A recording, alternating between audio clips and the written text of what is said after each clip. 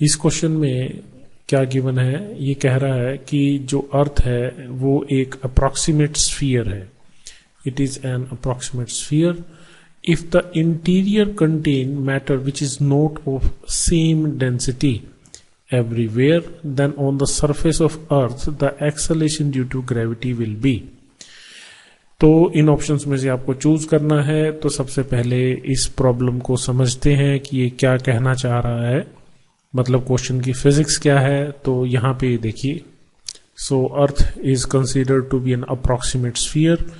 और अगर हम ये मान लें, जो कि हम जनरली सिचुएशंस को कंसीडर करते हुए मानते हैं, कि जो डेंसिटी है दैट इज यूनिफॉर्म, ठीक, और जो मास डिस्ट्रीब्यूशन है वो इस तरह से है कि जो डेंसिटी है वो यूनिफॉर्म है.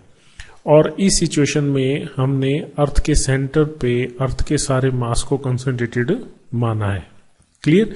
तो ये जो कैपिटल M है that is the mass of the earth. This is the small mass you have placed on the surface of earth. तो इन दोनों के बीच में फोर्स लगेगी. That force is the gravitational force and towards the centre of the earth. R radius है. तो यहां से आपने G लिखा है. G is equal to GM/r². ये आपको थ्योरी में पता है. बट अब वो यहां पे क्या कह रहा है, यहां पे कह रहा है कि जो अर्थ है, अर्थ के अंदर जो डेंसिटी है वो सेम नहीं है. तो ये मान लीजिए ये एक रीजन है, इस रीजन का मास m1 है और इसका सेंटर ऑफ मास यहां पे है. इस हिस्से की डेंसिटी बाकी दो हिस्सों की डेंसिटी से अलग है. मैंने एग्जांपल एक सिचुएशन ले लिए. इसी तरह से ये जो रीजन है, इस रीजन का मास m2 है. ये पॉइंट इसके सेंटर ऑफ मास को रिप्रेजेंट कर रहा है. इसकी डेंसिटी अलग है और इसकी डेंसिटी अलग है. ठीक है. तो m1, m2, m3 इन सभी सेक्शंस के सेंटर ऑफ मास को रिप्रेजेंट कर रहा है, जबकि अर्थ का सेंटर यहां पे है. क्लियर. तो कोई भी अगर ऑब्जेक्ट यहां सरफेस पे पड़ा है जिसका मास m है, ये उस पॉइंट की तरफ अट्रैक्ट होगा जहां पे हम इस पूरे अर्थ के मास को कंसंट्रेटेड एज्यूम करेंगे. ठीक है. तो जो फोर्स होगी, जैसे फोर्स है तो यहां पे r² की जगह क्या आएगा, x² आएगा. तो जैसे G is inversely proportional to r² लिखा है, तो यहां G inversely proportional to x² आएगा. अब आप यहां पे ध्यान से देखिए, अगर मैं इस मास को उठा के यहां रख दूं, यहां, तो ये जो x की वैल्यू है, now that will change, x change हो जाएगा. तो मतलब यहां पे जो x है, x कांस्टेंट नहीं है और ना ही x 0 है. ठीक है. तो इसका मतलब क्या है, G 0 तो कहीं पे भी नहीं होगा, क्योंकि ग्रेविटेशनल फोर्स तो एक्ट करेगा ही करेगा. और G की जो वैल्यू है वो कांस्टेंट नहीं होगी, जबकि इस सिचुएशन में यहां पे क्योंकि ये डिस्टेंस कांस्टेंट है ऑलमोस्ट, ठीक है, और बाकी फैक्टर्स कांस्टेंट है, तो G की वैल्यू क्या रहती है, कांस्टेंट. बट यहां पे G की वैल्यू कांस्टेंट नहीं है. ठीक है. तो यहां पे ये इसी चीज के बारे में पूछ रहा है कि अगर मास डिस्ट्रीब्यूशन कांस्टेंट नहीं है, मतलब डेंसिटी हर जगह सेम नहीं है, तो एक्सेलरेशन ड्यू टू ग्रेविटी के ऊपर क्या फर्क पड़ेगा.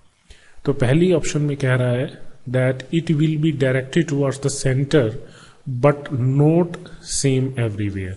तो जो इसका जो पहला पोर्शन है ये गलत है, कि जो ग्रेविटेशनल फोर्स है, मतलब जो एक्सेलरेशन ड्यू टू ग्रेविटी की डायरेक्शन होगी, वही जो ग्रेविटेशनल फोर्स है उसी की डायरेक्शन है.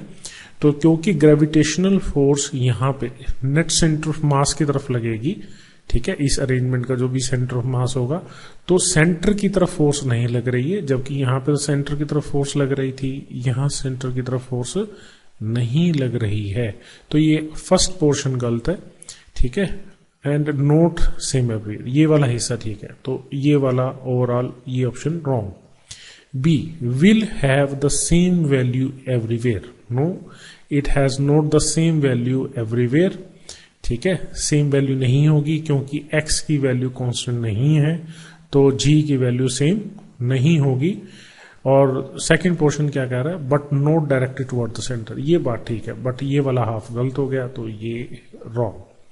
सी पोर्शन में कह रहा है विल बी सेम एवरीवेयर.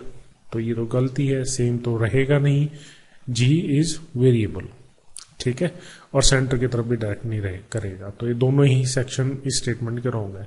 तो ऑब्वियसली डी बचा, डी ही ठीक है, ठीक है, that G can not be zero at any point.